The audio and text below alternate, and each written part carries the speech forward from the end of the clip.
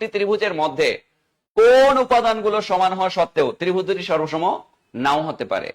দেখেন, একটা জিনিস মনে রাখবেন, আপনারা মনে হয় নাম শুনেছেন সদৃশকোণী ত্রিভুজ। নাম শুনেছেন? হ্যাঁ, নাম শোনার কথা। এই সদৃশকোণী ত্রিভুজের কিছু বৈশিষ্ট্য, মানে একটা বৈশিষ্ট্য আমি বলি, এই সদৃশকোণী ত্রিভুজের সদৃশ মানে কি? সমান দৃশ্য দেখতে যে কোণ, কোণী মানে তো কোণ, তাহলে সমান কোণ, সমান সমান কোণ দেখতে যে ত্রিভুজ তাদেরকে বেসিক্যালি সদৃশকোণী ত্রিভুজ বলে।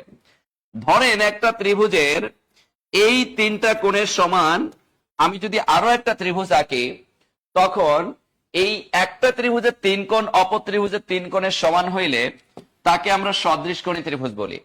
তাকে কিন্তু আমরা সর্বসম ত্রিভুজ বলি না। সর্বসম ত্রিভুজ হওয়ার জন্য যে শর্ত, একটি ত্রিভুজের দুই বাহু অন্তর্ভুক্ত কোণ অপর ত্রিভুজের দুই বাহু অন্তর্ভুক্ত কোণ সমান হতে পারে। একটি ত্রিভুজের তিন বাহু অপর ত্রিভুজের তিন বাহু সমান হতে পারে। একটি ত্রিভুজের একটি কোণ অন্তর্ভুক্ত দুই বাহু অপর ত্রিভুজের একটি কোণ অন্তর্ভুক্ত দুই বাহু সমান হতে পারে। এক কথায় একটা ত্রিভুজের তিন কোণ অপর একটা ত্রিভুজের তিন কোণের সমান। এই একটা বৈশিষ্ট্য ব্যতীত বাদ বাকি সবগুলোই আমরা সর্বসম বৈশিষ্ট্যে নিতে পারি। কিন্তু কখনো যদি আমাকে বলা হয় নিচের কোণটি সর্বসম ত্রিভুজের বৈশিষ্ট্য নয়, তাইলে মনে রাখবেন যে তিন কোণ, একটা ত্রিভুজের তিন কোণ অপর ত্রিভুজের তিন কোণের সমান হইলে তাকে আমরা সদৃশকোণী ত্রিভুজ বলি। তাহলে আমাকে প্রশ্ন করেছে কি, একটি ত্রিভুজের মানে দুটি ত্রিভুজের মধ্যে কোন উপাদানগুলো সমান হওয়া সত্ত্বেও ত্রিভুজ দুটি সর্বসম নাও হতে পারে।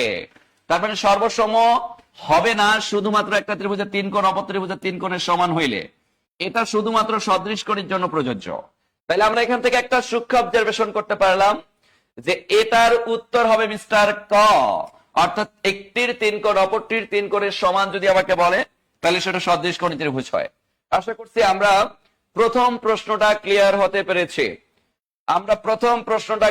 পেরেছি। একটি ত্রিভুজের তিন বাহু অপর ত্রিভুজের তিন বাহু সমান, সর্বসমর বৈশিষ্ট্য আমরা বলতে পারি। দুই বাহু অন্তর্ভুক্ত কোণ সর্বসমর বৈশিষ্ট্য বলতে পারি। দুই কোণ এক বাহু সর্বসমর বৈশিষ্ট্য বলতে পারি।